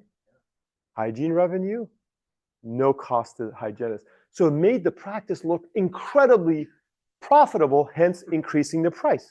But was that artificial? Absolutely, because when the buyer buys the practice, what do? They have to hire a hygienist, which brings down the profits, which makes it less valuable. Right? The bank didn't catch it. The consultant, the buyer's advocate caught it, right? Which was really great. We had another situation where the seller wasn't accepting copays. Is that allowed from insurance companies? No, it's insurance fraud. Again, it was discovered, you know, because you have to do this due diligence. Would you ever buy a practice where the seller doesn't accept copays? No, because as soon as you don't commit insurance fraud, what happens to those patients? They go and find someone else who will do the same for them, right? So again, guys, are you going to fail? No. Could you suffer? Yes, but not after tonight, right? Not after tonight. All right, financial legal due diligence is my part, right? I'm reviewing the contract, set up your entity, help you with your fictitious name, do trademarks, all the legal stuff that we've kind of been talking about is what I do. And then the most important due diligence, in my opinion, I shouldn't say the most important, but very important to do, that very few people do. Actually, they've been doing it more and more because we really push hard on this, but is this, what I call practice management due diligence, okay? That's where you hire someone like Mike and you say, okay, Mike, go through all the practice management data, right? Top to bottom, look at every report that exists and tell me about this practice. Tell me about this practice. Has the seller done all the dentistry on every single tooth of every single patient? Or are they watching stuff? Am I going to have treatment to do, right? How many net new patients is the practice having? Meaning how many new patients minus how many patients leave, right? Mike, what else is important in your due diligence that you do? Just off the top, just a couple.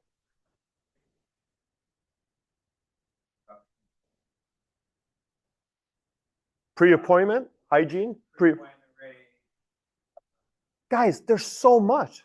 There's so much, right? And it's not just enough to pull the data, right? Anybody can pull data. What's important, in my opinion, and what Mike does very well, is taking the relationship between different data points to write a story about what the practice is about, right? If you're not pre-appointing hygiene and you have low case acceptance, what does that mean? Right? What does that mean? How do you make that better? Right? Maybe you bring in an intraoral camera. Maybe you bring in lasers. Maybe you do something. You know, the idea is that you got to have a game plan. And the game plan is you got to know what the data says. Now, will the practice that you buy be perfect? No, right? My wife and I, we, found what we consider our forever house, totally randomly, right? It's a story of ages. But was it perfect? No. Why? Because we didn't build it. We didn't build our house. Somebody else built it. We just bought it, right?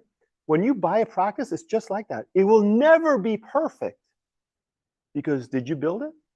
No, right? There's always going to be bodies buried. So if you are looking for the perfect practice to buy, it does not exist. There will always be problems with it. But that's okay. You know why? Because you're doing your due diligence. You know what those problems are. Then you know how to deal with it. If you go into a practice and you don't know that their case acceptance is super low, you're going to be sad and you're going to suffer for a while. But if you know the month before you close that case acceptance really sucks, you're going to be like, all right, Mike, go negotiate some intraoral cameras for me. Give me a good deal because I want every patient to that office to see what's going on in their mouth so that they can't, they don't have to take my word for it. They can look and be like, oh yeah, that big black spot, that's a worm coming out of that. Right? You got to show, right? So my point is you have to have a game plan. Small practices are not a bad thing, guys, right? We were talking about this earlier. I mean, the guys were talking about how, some small practices were not good. Mike and I were like, nope. We think there's a lot of good practices that buyers can buy that are super small, that are not doing well. That's the epitome of buying low, right, and building high. Now, if there's fundamental problems with a practice that you can't overcome, that's one thing. But a lot of practices, you can overcome those. You just got to know what it is, right? You just got to know what it is. So don't get scared about that. If you want the perfect practice, go do a startup. Because then you can build it exactly the way you want, right? Exactly the way we want. But otherwise, that's the way to do it. Okay, corporations, guys, please set up your corporations. I mean, don't set it up yourself. We'll do it for you. Not because I care about the revenue is because I just don't want you to make a mistake with it, right? Right? Corporations are like X-rays. Like it's part of what I have to do, just like you guys have to take X-rays. It is, but it is so easy to get wrong, and then the dental board really cares a lot about it when it goes wrong. So just it's easy. Let us just do it once and do it right. You get a lot of benefits. There's 3 I want to talk about. The last one, nobody will tell you except me. So liability, right? Liability. If you get sued, they can't come after your personal assets, your cars, your homes, all of that stuff. Okay, so that's number 1 reason. The second reason is tax benefits. You get a ton of tax benefits by being a corporation. As I mentioned, the tax code is built to help small businesses thrive. And so you get to play all these games, all legal stuff, right? We're not hiding money under the carpet or anything like that. It's all very legal, but you get these tax benefits, which helps you pay down your debt faster, student loans and other things, because again, you get to play these games. The third benefit that nobody will tell you, but I will tell you, because again, it's about limiting your suffrage and increasing your wealth, is this. If you incorporate yourself before you sign their loan documents, not their application, right? The application you fill out, it's your personal information. Your final loan documents, the ones where you're signing your life away, okay? If you incorporate before you do that and you force these guys to put the loan inside your corporation's name, guess what happens? That loan doesn't appear anywhere on your personal credit. Nowhere. Is that valuable? Absolutely, it's valuable, right?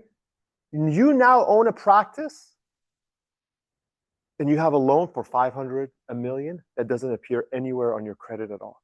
So imagine how you look to other creditors when you go buy your first house. Oh, wow, you have $700,000 of income, or you made $400,000 of salary from this business, but you have no debt. I mean, you look amazing, right? So our advice is you should have just a couple of things in your name. You should have 2 credit cards in your name that you always pay off every month. You have your student loans, which you will pay off, okay, eventually. And then your home mortgage. That's it. No car loans, no car leases, nothing else. Everything else should be inside the corporation, right?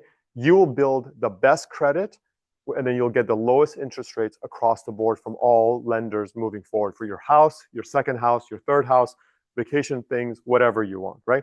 So my advice always has been buy your practice first, then buy your home, okay?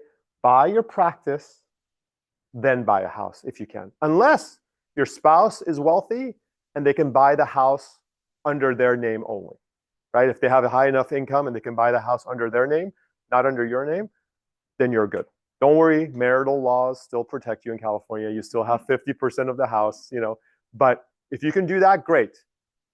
But if you buy a house and it's under your name, then that will show up on your credit. And then CJ, can someone buy a small practice if they have a lot of debt because of a big house? No. You guys know? That's the reverse. Listen to what he just said. Let me ask you again, CJ. Same answer. Can someone buy a small practice if they have a lot of debt because of a house?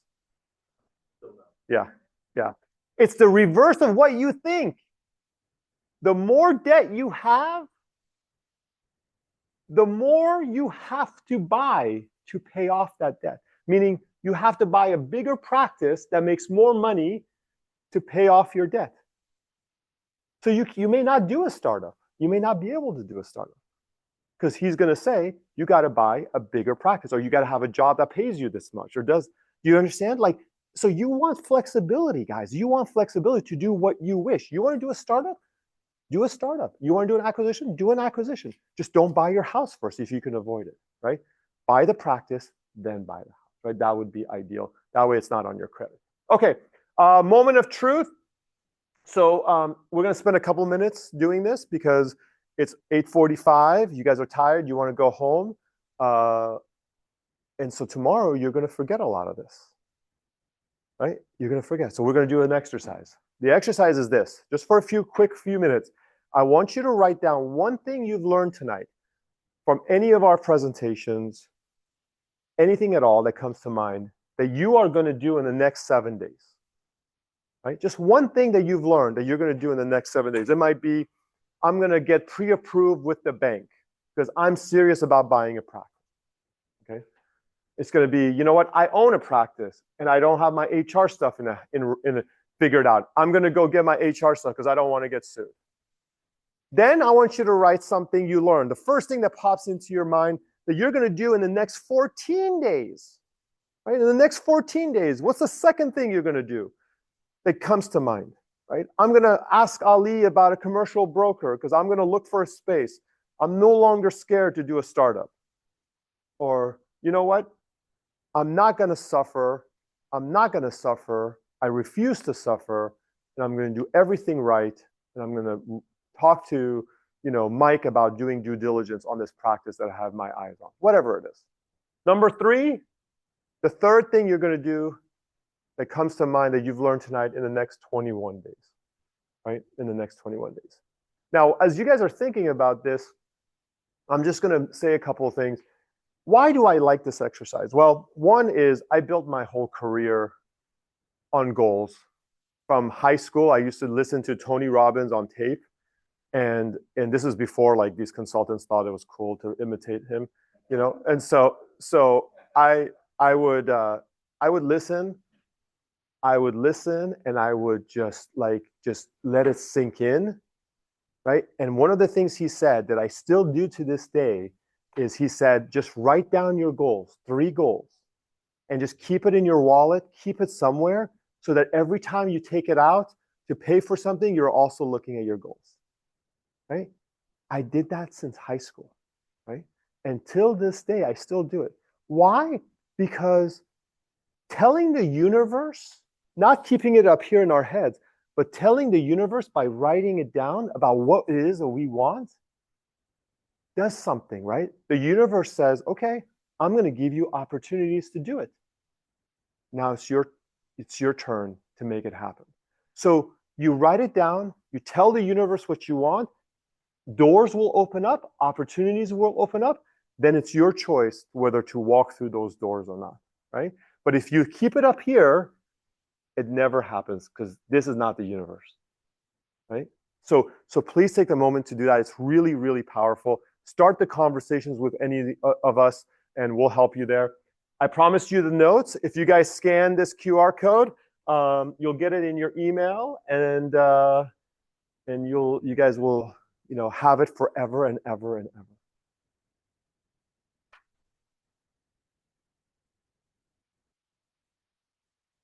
Cool. Did everyone get it? Okay, perfect. And then here's my info. If you guys have any questions for me at any point, my email, our office phone number. So thank you guys again for coming tonight on behalf of all of us. Yeah, I've been here 5 years. He's been here right around 5. I've been in multiple different markets, but now, I've been 12 years officially, but yeah, now I'm married to a California girl, so I'm not going anywhere. So give us a call. Does anyone want to do a startup now? Yeah, there we go. Cool.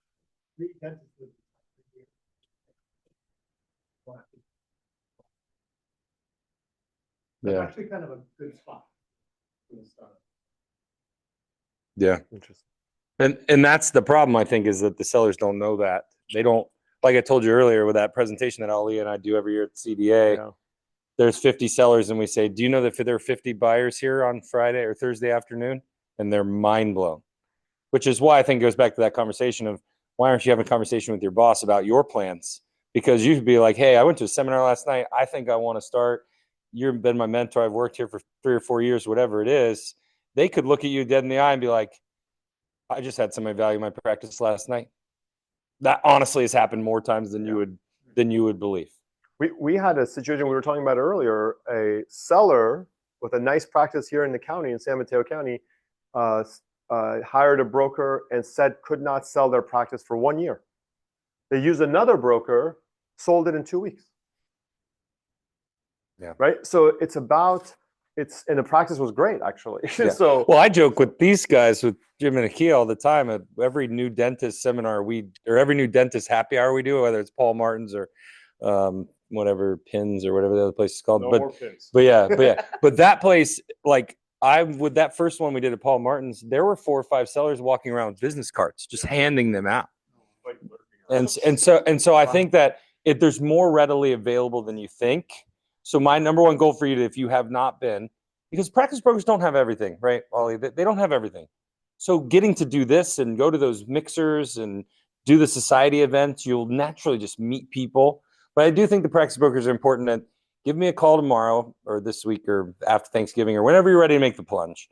And we're going to hook you up with the 5 that do business the most in this area. Get on their list, only simply so you can scroll their list once a month when they send it out and delete it if you don't see anything you want to see. But at least you can have visual on the market. Have a conversation with Ali, have a conversation with Mike and Debbie, have a conversation with myself and Forrest, and then get to meet people. And trust me, you're going to find opportunities out of the woodwork. yeah, and when you speak to sellers, the mentality of a seller has changed, as we talked about. They're no longer sellers in their 60s. Right? It's reduced. Now we're seeing sellers in their early to mid 50s selling practices.